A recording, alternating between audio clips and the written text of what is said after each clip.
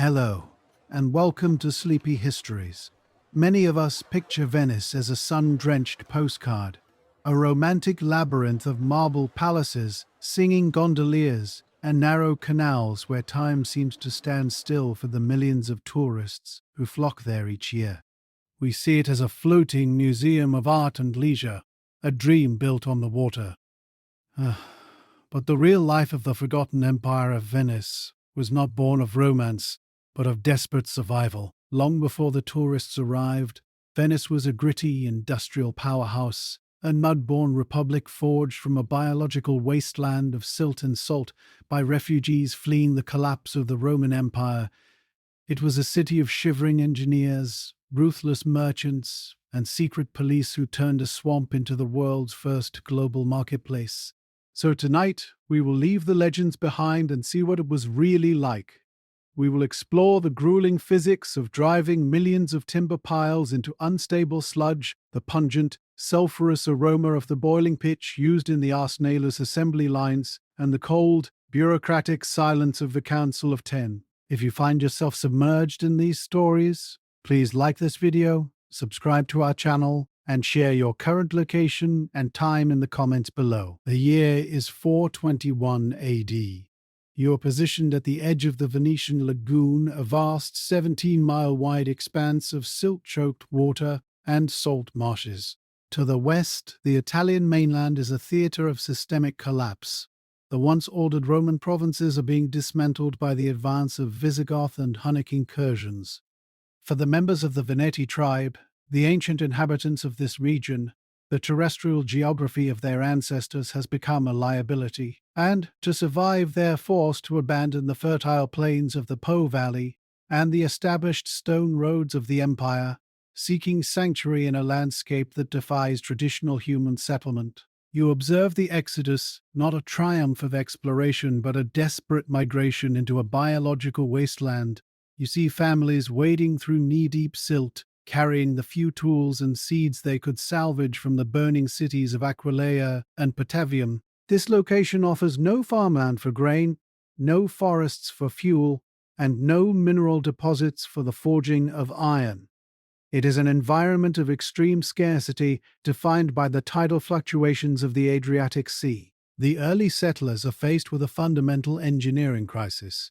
The ground itself is a fluid, unstable sludge known as caranto, a layer of stiff clay buried beneath meters of loose, water-saturated sand and mud. To inhabit this space, the Veneti must fundamentally re-engineer the earth. You watch as they begin the labor that will define the next 1,000 years of European maritime history.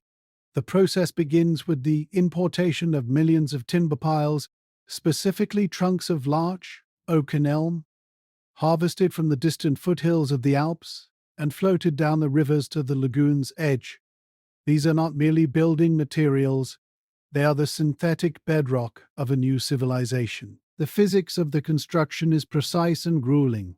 You observe teams of men standing on primitive floating platforms, operating heavy wooden mallets. The rhythmic wet thud of these mallets driving sharpened oak stakes into the anaerobic mud becomes the constant acoustic backdrop of the 5th century. These piles are driven through the soft upper sediment until they strike the denser caranto layer, because the mud is anaerobic, devoid of oxygen. The timber does not rot. Instead, it undergoes a process of mineralization, becoming as hard as stone over the decades. This technological solution allows for the creation of a dense subterranean forest of wood designed to support the immense weight of masonry. The air here carries the stinging scent of salt spray and the pungent, sulfurous odor of disturbed peat. You see the settlers meticulously leveling the tops of the piles and laying down thick planks of larch, creating a platform upon which the first humble dwellings are erected. This is the birth of the mud-born republic. There is no central planning yet, only the scattered clusters of survivalist hamlets on islands like Torcello, Malamocco, and Rialto. Every square inch of habitable land is artificial, reclaimed from the sea through sheer mechanical persistence. The scarcity of resources forces an immediate shift in the Veneti economy. Without land to till or minerals to mine, They turn to the two commodities the lagoon provides in abundance: salt and fish. You observe the construction of salt pans, shallow basins where the sun evaporates the brine to leave behind the high-purity crystalline salt, the white gold of the Middle Ages. This salt becomes the medium of exchange, the first capital of a burgeoning mercantile state. The refugees are no longer Romans, they are becoming something different, a people defined by the tides and the logistical demands of a maritime existence. The physical labor of the foundation laying is relentless. Your hands would be calloused from the rough hemp ropes used to hoist the driving weights, your lungs heavy with the damp, saline mist that hangs over the marsh. By the traditional date of March 25th, 421 AD, the first church of San Giacomo is said to have been consecrated on the high ground of the Rialto. While the date is shrouded in later myth-making, the physical reality of the year 421 remains a period of intense structural stabilization. The infrastructure is primitive, consisting of wooden walkways and reed-thatched huts, but the engineering principle is sound. The lagoon, once a barrier to invasion, has become a fortress of water and silt. However, as the mud solidified into streets, the refugees needed a leader to navigate the complex politics of the falling Roman world. They transformed a wasteland into a sanctuary. Imagine a city built on nothing but mud and wood, standing firm against the currents of time. The survival of the Veneti was not an accident. It was a masterpiece of human will and timber. As the sun sets over the Adriatic, the silhouette of the first Rialto settlement emerges, a testament to those who turned a swamp into a throne. The engineering of the lagoon's physical foundation, completed by the middle of the 8th century, necessitated a parallel construction of political architecture. By 751 AD, the geopolitical landscape of the Mediterranean shifted violently with the fall of the Exarchate of Ravenna to the Lombards. This collapse of Byzantine administrative control left the Veneti tribe in a vacuum of authority. In response, a select cadre of wealthy merchant families, whose fortunes were increasingly tied to the salt trade and maritime logistics, convened to formalize their leadership. You observe the transition from a collection of scattered islands under a military tribune to a centralized state under the first Doge. This was not a move toward democracy, but a calculated pivot toward a constitutional oligarchy designed to protect commerce from both external conquest and internal tyranny. The air within the assembly halls is charged with the ozone scent of a coming storm, reflecting the tension between individual ambition and the collective stability of the merchant class. To manage this tension, the Venetians engineered a system of elections so convoluted it functioned as a mathematical barrier against corruption. The process was a labyrinthine series of voting cycles and the drawing of lots, designed to ensure that no single faction could predict or influence the outcome. You observe the Great Council as they begin the selection process. It is a ritual of attrition. In some instances, the process is so deadlocked that it requires 71 individual ballots to reach a conclusion. The primary tactile focus of this procedure is the dry rustle of parchment ballots being drawn from a silver urn, a sound that punctiliously marks the passage of hours in the windowless chambers. Each slip of parchment represents a mechanical filter, stripping away the influence of personal charisma until only the consensus of the state remains. This was not an election based on popularity, but a systemic extraction of a figurehead from a pool of peers. Once elevated to the position, the Doge found himself not a king, but a prisoner of his own office. The legal restrictions placed upon him were total and uncompromising. To prevent the Republic from becoming a personal fiefdom, the Doge was strictly forbidden from owning any property outside the borders of the Venetian lagoons. This ensured his financial interests were physically and legally bound to the survival of the state. Furthermore, he was prohibited from engaging in private trade. You see the paradox of the position. The most powerful man in a nation of merchants was the only citizen barred from the very commerce that fueled the city's heart. The Doge's wealth was fixed, monitored by state inquisitors, who viewed any private profit as a potential act of treason. The robes of the Doge, heavy with gold, brocade, and stiff silk, act as a physical weight that grounds him within the confines of the ducal palace, a gilded cage where every movement is scrutinized by his counselors. These restrictions extended beyond the individual to the very bloodline of the ruler. The Venetians, possessing a pathological fear of hereditary monarchy, enacted laws that strictly prohibited the Doge's son from succeeding his father. This was a radical departure from the contemporary Carolingian or Byzantine models of dynastic rule.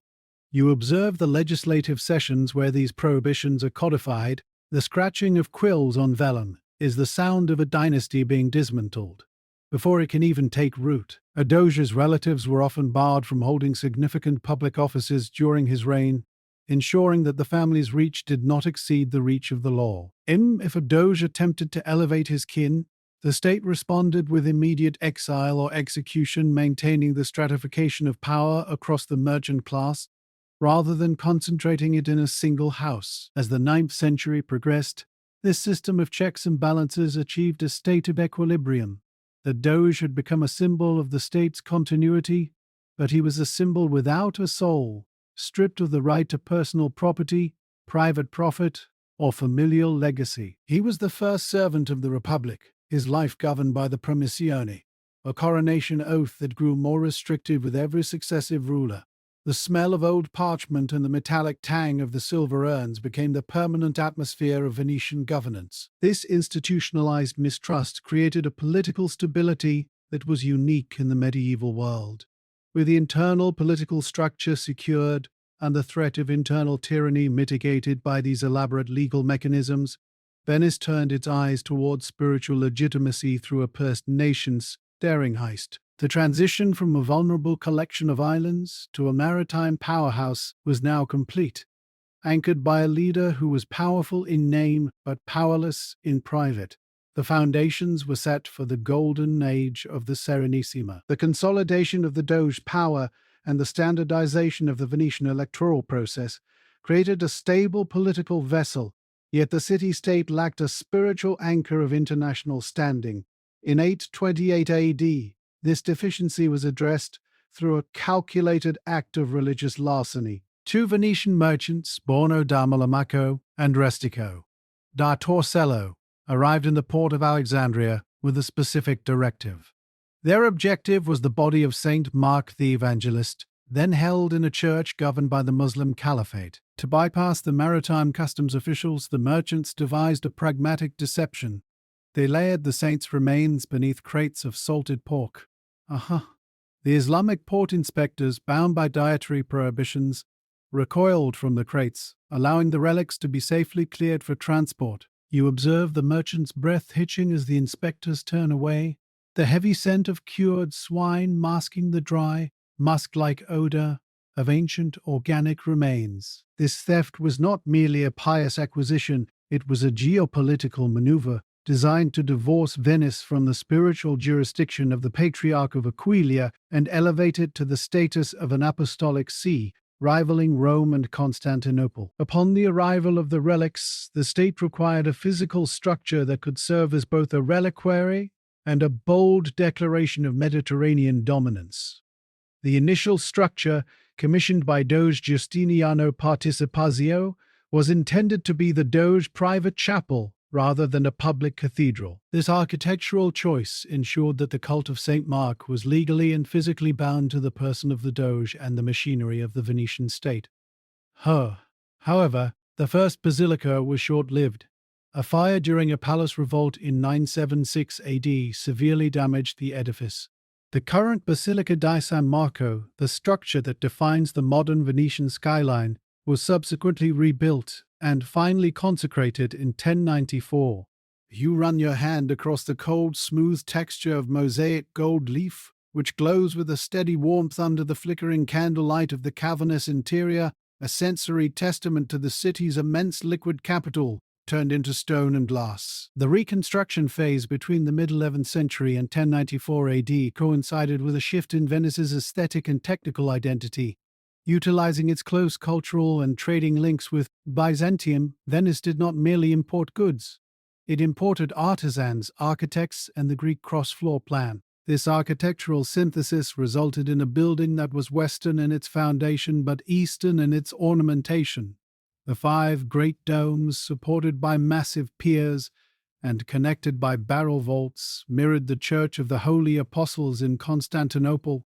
The interior was clad in marbles and mosaics that served as a visual inventory of Venice's maritime reach. Every surface of the basilica became a repository for technical and artistic knowledge, demonstrating the Byzantine influence on Venetian lapidary work and the precise stratification of imported stone. This was the moment when the Venetian merchant oligarchy successfully synthesized religious devotion with statecraft, creating a state where the sacred and the commercial were indistinguishable. The consecration in 1094 signaled the completion of Venice's ideological transformation, no longer an insignificant swamp settlement or a minor vassal of the Eastern Empire. The city now possessed an apostolic patron and a monumental center of power that functioned as the Doge's personal sanctuary. The wealth required to maintain such an edifice was extracted from the very trade routes that the relics of St. Mark now sanctified. The Doge, standing within his chapel, was protected by a divine aura that served as a psychological deterrent to rivals, yet he remained legally subservient to the merchant council. This period of architectural expansion and religious consolidation provided the necessary stability for the city to pivot its focus toward massive-scale production. Spiritual prestige provided the cover for Venice to build the most advanced industrial machine of the Middle Ages. The consecration of the Basilica di San Marco in 1094 signaled Venice's emergence as a Mediterranean titan, but the spiritual architecture of the state required a physical engine to sustain its growing ambitions. By 1103, under the reign of Doge Vitelli Michiel, the Venetian state began the construction of a facility that would fundamentally redefine the logistics of human conflict. The Arsenale. This was not merely a dockyard, it was the world's first industrial complex, a controlled environment, where the chaotic craft of ship construction was distilled into a calculated repetitive science. Centered in the Castello district, the high brick walls of the Arsenale shielded secrets of production that other maritime powers could not replicate for centuries. Within these walls, the Venetian state centralized its power, moving away from decentralized private boat building to a state monopolized factory system. You observe the entrance to this compound, where the Republic's authority is absolute. The scale of the operation is sustained by the Arsenalotti, a specialized workforce of over 2,000 men. These laborers are not mere craftsmen. They are the elite backbone of the Venetian economy, granted housing and social privileges in exchange for their role in the state's survival. The air within the complex is thick, a heavy, suffocating atmosphere saturated with the pungent, chemical odors of boiling pitch and hot pine tar used to seal the hulls. You note the physical toll of this environment on the workers. Skin blackened by soot from the foundries and clothing stiffened by the resins used to ensure every galley remains watertight. This olfactory assault is a byproduct of a relentless production schedule that demands efficiency above all else. The engineering marvel of the Arsenale lies in its modular shipbuilding process, an early predecessor to the modern assembly line. Unlike the traditional method of shell-first construction, the Venetians developed a system based on standardized, interchangeable parts. You watch as a bare timber hull is towed through a specialized production canal. At fixed intervals, teams of Arsenalotti wait at their stations. One guild installs the pre-fabricated rowing benches.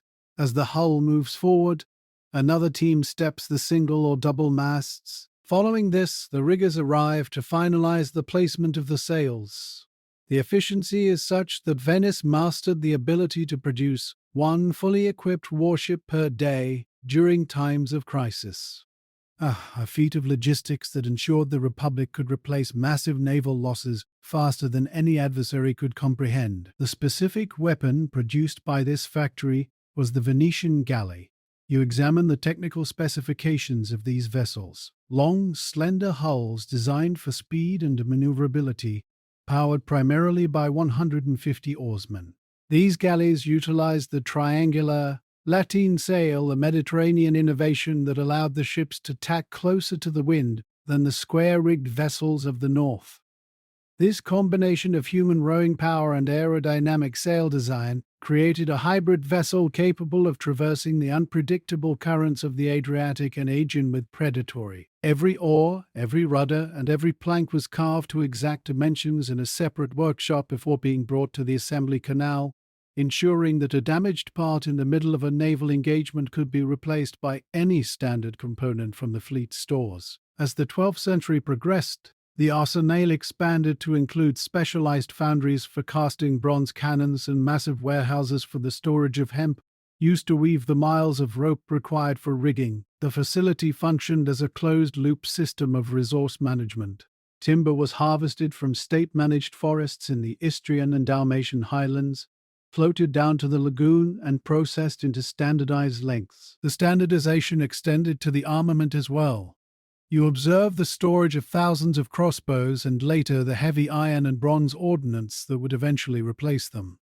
The arsenalotti were organized into rigid hierarchies of foremen and master shipwrights, ensuring that the Venetian method remained consistent across generations, a body of technical knowledge guarded as a state secret under penalty of death. By the year 1200, the Arsenale had transformed Venice from a merchant collective into a time military industrial powerhouse. The Republic no longer merely traded within the frameworks of the Byzantine Empire, it possessed the means to dictate the terms of that trade through the sheer volume of its naval output. The ability to flash mobilize a fleet of 100 galleys gave the Doge a diplomatic lever that outweighed the traditional land-based armies of continental Europe. The city was now a factory of war, its internal machinery humming with the rhythm of hammers and the constant bubbling of the pitch cauldrons. This industrial might was soon turned against the very empire that had mentored Venice. The scale of production was now a weapon in itself, a testament to the power of the First Industrial Revolution. By 1202 AD, the industrial output of the Arsenale had created a logistical surplus that the Republic of Venice sought to monetize. The call for a fourth crusade presented an unprecedented commercial opportunity. You observe Doge Enrico Dandolo, a man of 80 years and nearly blind, negotiating a contract that would redefine maritime debt. The Crusaders required transport for 33,500 men, 4,500 horses, and 9 months of provisions. Venice agreed to provide the fleet for 85,000 silver marks, a sum that exceeded the annual revenue of the French crown. When the crusading host arrived at the Lido, they numbered fewer than 12,000 marks short of their obligation. The logistics of maritime debt were now absolute. The fleet was ready, but the payment was not. Dandolo, prioritizing the stabilization of Venetian trade routes over spiritual mandates, diverted the crusade. He demanded the army instead attack the city of Zadar on the Dalmatian coast, a rebellious Venetian subject and a strategic competitor in the oak timber trade. Despite the threat of excommunication from the Pope, the fleet sailed. The siege of Zadar was a clinical exercise in naval blockade, and once the city was secured, the Crusaders remained indebted, their mission now inextricably tied to Venetian geopolitical interests. The redirection toward Constantinople in 1204 AD was a calculated escalation of this debt-clearing strategy. You witnessed the Venetian fleet, a disciplined line of standardized galleys, appearing before the Theodosian walls. The technical superiority of the Arsenale's engineering was manifest in the way the ships were modified. You see carpenters bolting wooden siege towers directly onto the masts of the galleys, reinforced with hides to resist Greek fire. In April 1204, the Crusaders launched their final assault. The Venetians utilized the rising tides to drive their floating towers against the sea walls, bridging the gap between deck and stone. The subsequent sack of Constantinople, the greatest city in Christendom, lasted 3 days. It was not merely an event of chaotic violence, but a systematic extraction of heritage. Precise ledgers were kept as gold, silver, and holy relics were catalogued for transport. You hear the deafening metallic clang of the 4 bronze horses being dragged across stone quays. These statues, crafted with such anatomical precision that their veins seemed to pulse in the Roman sun, were torn from the Hippodrome to be shipped back to the Piazza San Marco. The weight of these artifacts on the deck of a galley was a physical manifestation of the shift in Mediterranean power. The distribution of the, quote, great loot, unquote, fundamentally altered the map of the Eastern world. Venice claimed 1/4 and 1/2 of the Byzantine Empire. This was the birth of the Stato da Mar, or the State of the Sea. Rather than seeking vast inland territories, the Republic focused on a surgical acquisition of strategic ports and islands, including Crete, Euboea, and the Ionian Islands. These locales served as fortified warehouse hubs and repair stations for the Venetian merchant marine. You observe the installation of colonial governors known as podesta, who enforced Venetian maritime law and ensured that every ounce of precious cargo, silk, spice, and alum, passed through Venetian hands. The Republic no longer merely traded with the East, it owned the infrastructure of the East. Deep within the holds of the returning ships, the wealth of an empire was compressed into crates and ledgers, signaling a new era of Venetian dominance. The bronze horses perched atop the basilica in Venice stood as silent sentinels over a city that had transitioned from a provincial lagoon to the center of a maritime empire. However, the sheer scale of this acquisition introduced a new set of vulnerabilities. The sudden influx of immense wealth and the necessity of managing a fragmented island empire created internal pressures. The more dominant Venice became on the high seas, the more paranoid its ruling class became regarding the preservation of their technical and political advantages. Wealth brought enemies, forcing the Republic to turn its gaze inward to protect its secrets. The state began to watch its own citizens, and the Arsenale became a restricted fortress where the formula for Venetian success was guarded like a holy relic. The victory at Constantinople was the beginning of an empire, but also the beginning of a centuries-long struggle to maintain the monopoly of the Mediterranean. The bronze horses looked down upon the piazza, watching as the gold of the East transformed the stones of the West into a golden cage of maritime power. The transition from external conquest to internal preservation begins with the realization that the wealth of the Stato da Mar requires absolute domestic vigilance. By 1310, the Venetian Republic responds to the constant threat of subversion and aristocratic coups by establishing the Council of Ten. Initially a temporary commission, it rapidly evolves into a permanent judicial body with the singular mandate of protecting the state from internal collapse. You observe the mechanisms of this surveillance state within the windowless corridors of the Doge's palace. Here, the council operates with an efficiency that bypasses the slower, more public Maggiore Consiglio. You see the lion's mouth stone letterboxes where anonymous denunciations are deposited. The air in these transit halls is stagnant, carrying the sharp, acidic scent of oxcal ink and the faint, dry odor of aged paper. Inside the secretarium, the only sound is the rhythmic scratching of a quill on parchment, a sensory constant that represents the recording of secrets into the Republic's permanent memory. This bureaucratic machinery ensures that power remains concentrated and that any dissent is identified and neutralized before it can reach the streets. Central to this concentration of power is the Libro d'Oro, or the Golden Book. This physical volume, the Golden Book, is the definitive registry of the Venetian nobility. To have one's name inscribed within its pages is to hold the exclusive right to hold office and vote in the Great Council. You witness the clerks meticulously scouring heritage records to ensure no commoner or foreign agent infiltrates this elite caste. The book itself is heavy, bound in leather and gold leaf, its pages smooth and cool to the touch. It represents a closed system, a social stratification that secures the Republic's internal stability, while simultaneously creating a rigid glass ceiling for those outside the patrician class. However, internal stability does not guarantee external safety. The rivalry with Genoa, simmering since the Crusades, reaches a violent culmination during the War of Chioggia. By 1379, the Genoese fleet has penetrated the lagoon, threatening the very heart of Venice. You move from the quiet halls of the secretarium to the deck of a Venetian galley. The environment changes from still air to the biting salt spray of the Adriatic. Here, the Republic deploys its latest technical innovation: early gunpowder artillery. These primitive cannons are heavy, cast iron tubes lashed to the bow of the galleys. You witness the frantic loading process, the coarse texture of black powder, the heavy iron balls, and the deafening, physical shockwave of the blast that rattles your teeth and fills the air with a thick, choking, sulphurous smoke. The noise is a chaotic contrast to the silence of the council's chambers. Despite these tactical victories, the exhaustion of prolonged conflict necessitates a diplomatic compromise.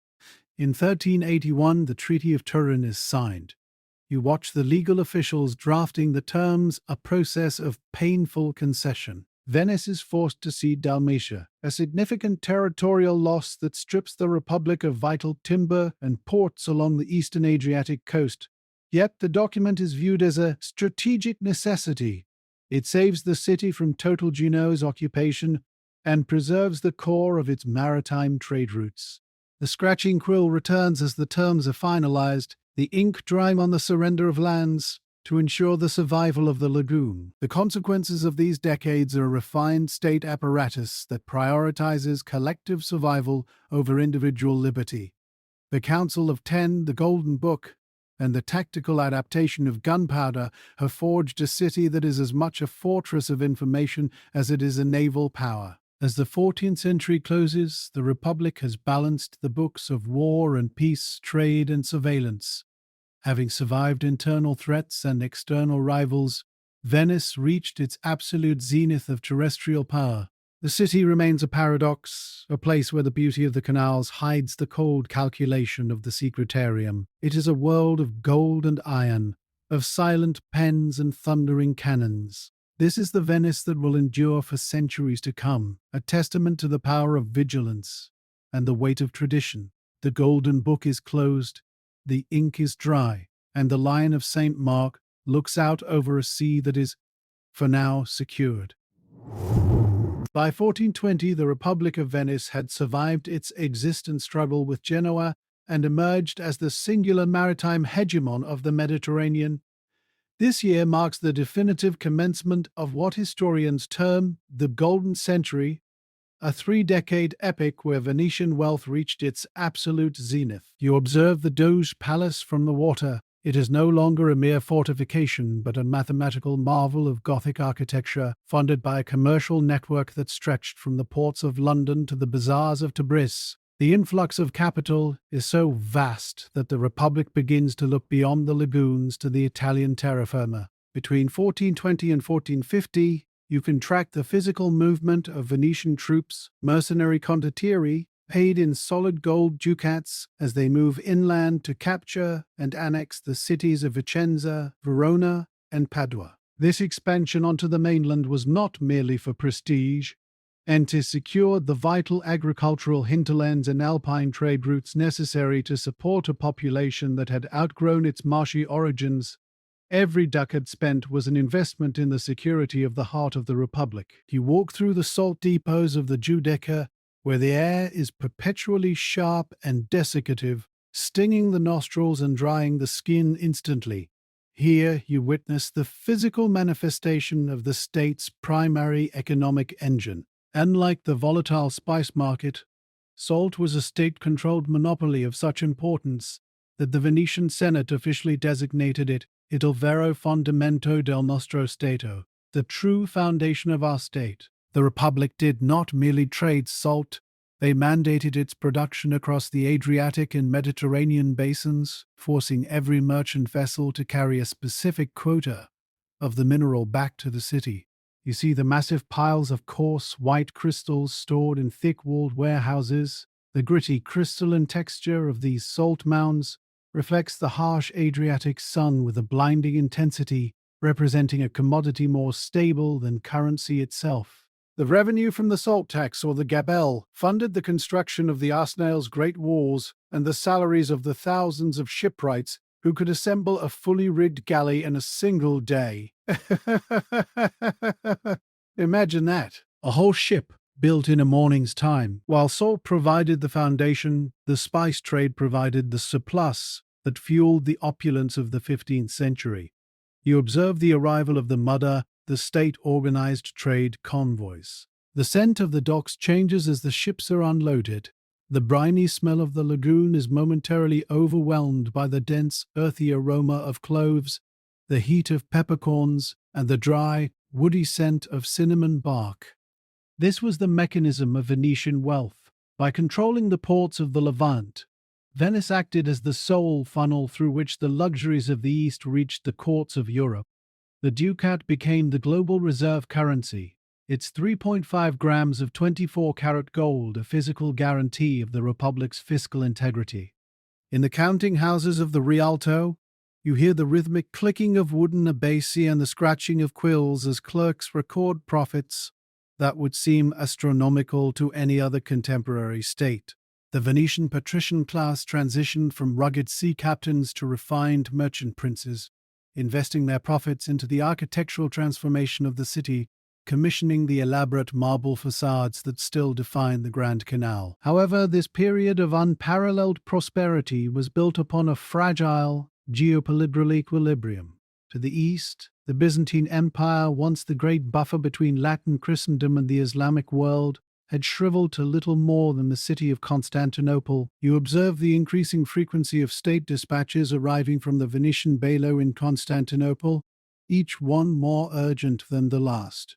The emergence of the Ottoman Turks as a cohesive military power under Mehmed II began to threaten the Venetian Stato d'Armar, the maritime empire of islands and coastal forts. The climax of this tension arrived in May 1453. You stand on the quay as news reaches the Rialto of the fall of Constantinople. The accounts describe the final breach of the Theodosian walls. For Venice, this was more than a tragedy. It was a devastating economic blow. The Ottoman capture of the city effectively placed a hostile gatekeeper at the throat of the Black Sea and the major Silk Road termini.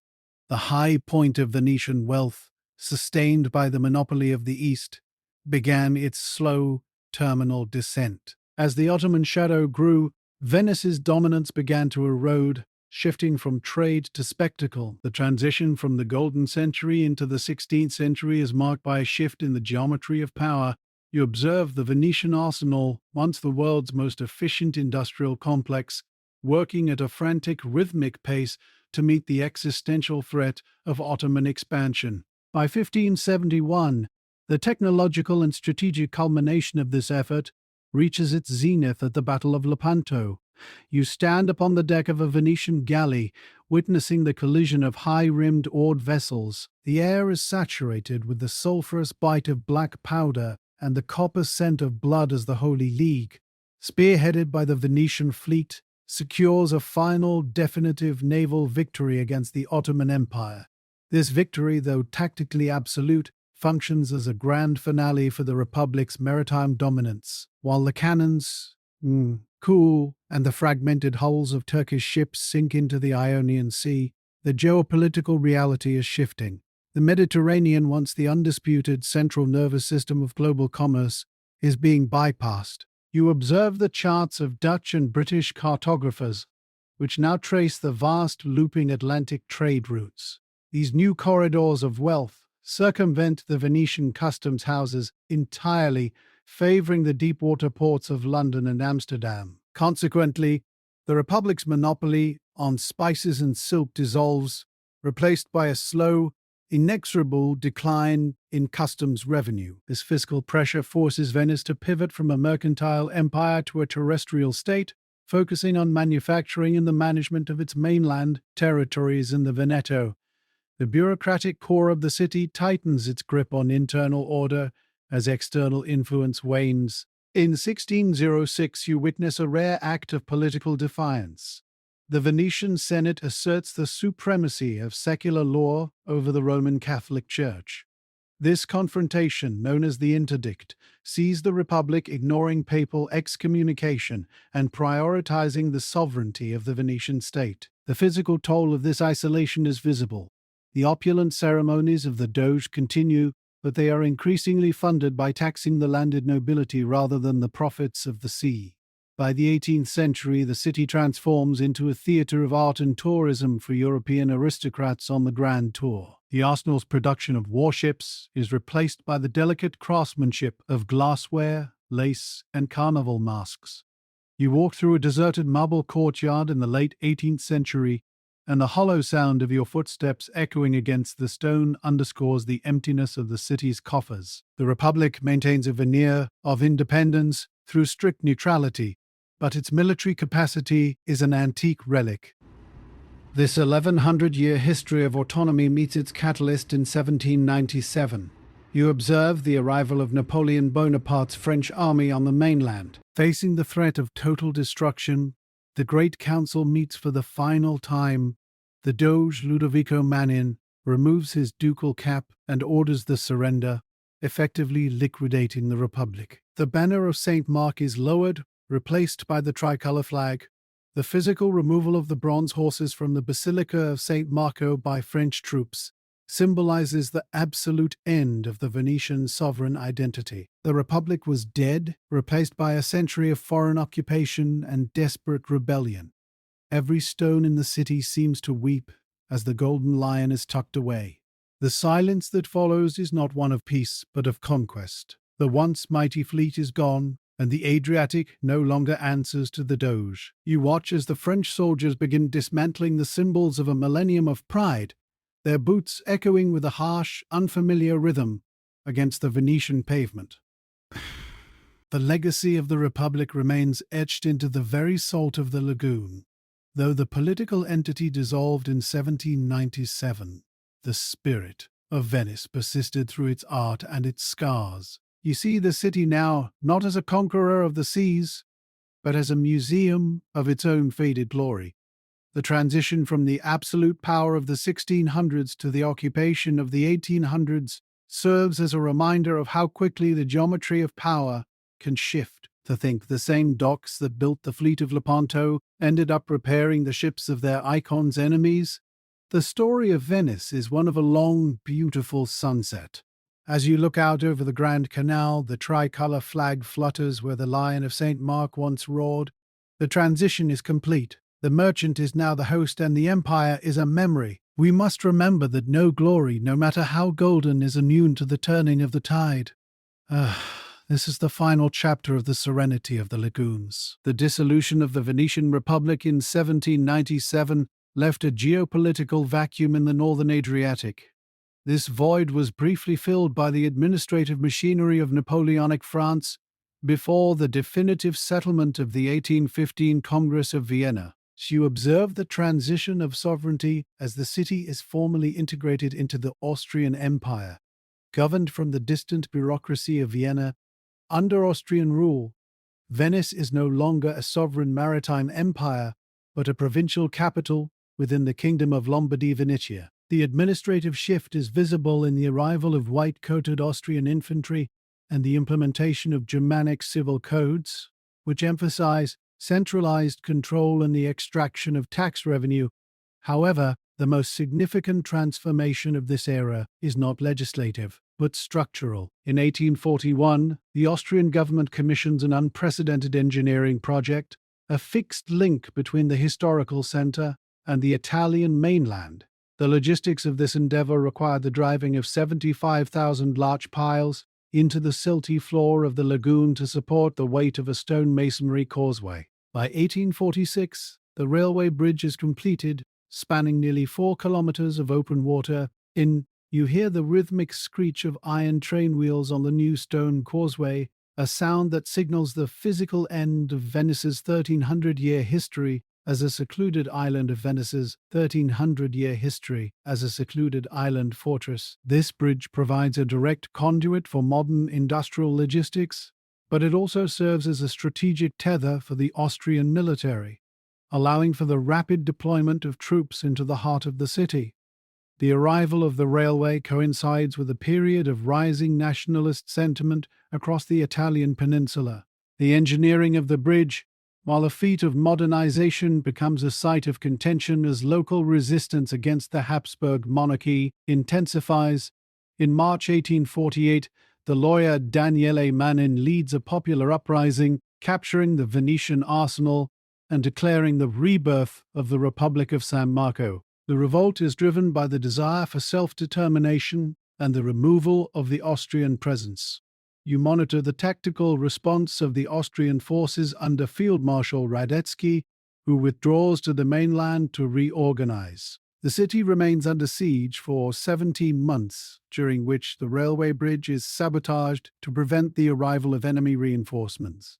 By 1849, the isolation of Venice is total. The Austrian military introduces a technological innovation in aerial warfare during this conflict.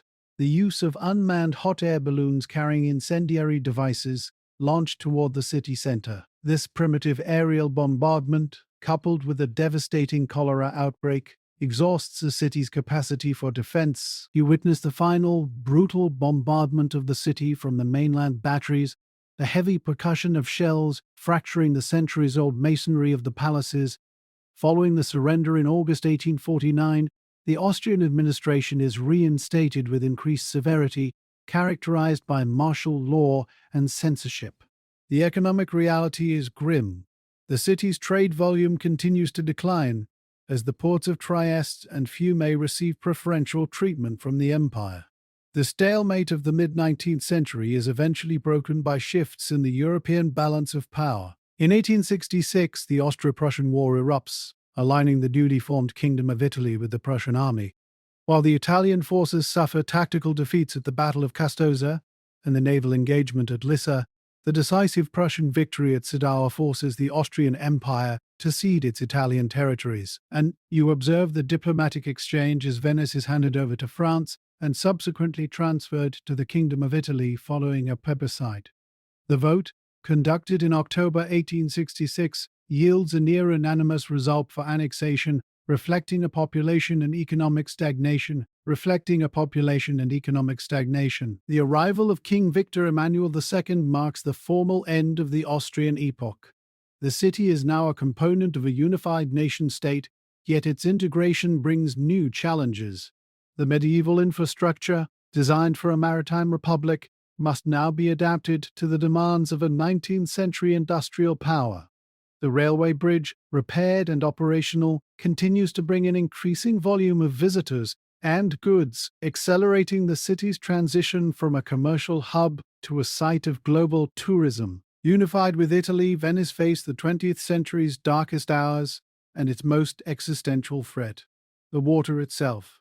From the white coats of the 19th century to the unified flags of the Italian kingdom, the city has transformed. No longer a fortress, it is now an open treasure, linked to the world by iron and stone, yet standing precarious against the rising tides of a new era.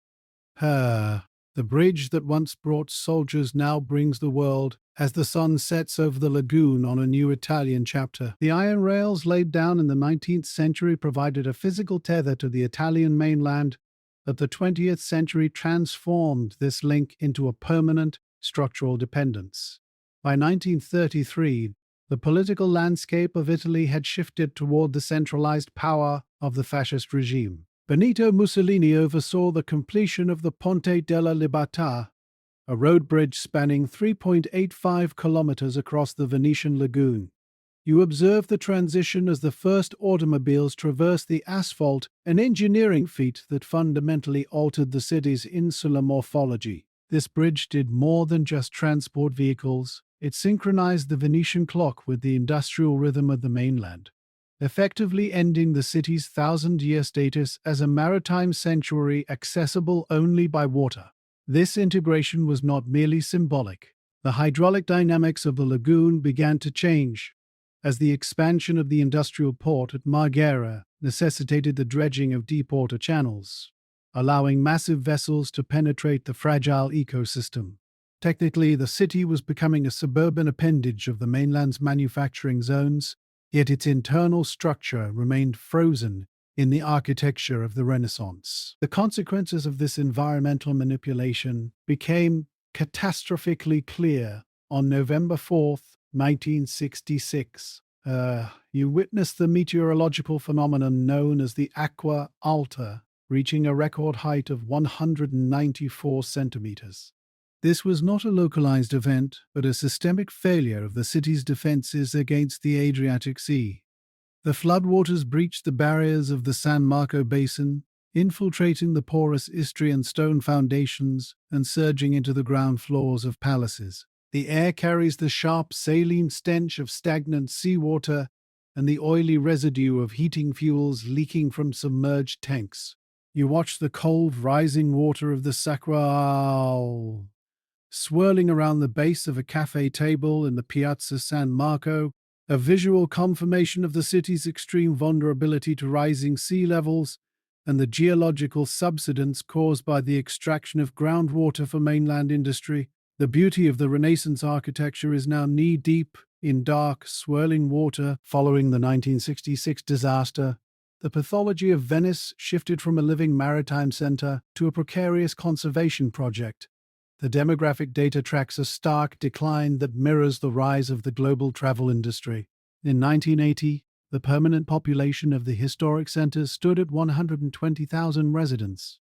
By 2020, this figure plummeted to just 55,000. You note the physical markers of this depopulation in the shuttered green shutters of the upper floor apartments and the conversion of local bakeries into souvenir kiosks selling mass-produced glass. The city has transitioned from a global superpower that once dictated the trade routes of the Mediterranean to a sinking museum, a destination maintained primarily for the consumption of 30 million annual tourists. The logistics of daily life, once governed by the Galavern and the naval dry docks, are now dictated by the boarding schedules of massive cruise liners that displace millions of cubic liters of water as they pass the Giudecca Canal. Every square meter of the city is now quantified by its tourist revenue potential rather than its civic utility. The high salinity water eats at the brickwork via capillary action, a process called salt crystallization that causes the stones to flake and crumble into the canals. The residents who remain operate within a hollowed-out economy where the cost of living and the scarcity of essential services drive the young to the mainland. You observe the paradox of a city that is more famous than it has ever been, yet less inhabited by its own people than at any point since the 5th century. The intricate bureaucracy of the Venetian Republic has been replaced by the complex engineering of the Meuse barrier system, a series of 78 mobile gates designed to isolate the lagoon from the sea during peak tides. Despite this intervention, the long-term projections for sea level rise through the 21st century suggest that the battle against the elements is reaching a critical inflection point. The story of Venice remains an unfinished struggle between human ingenuity and the relentless sea.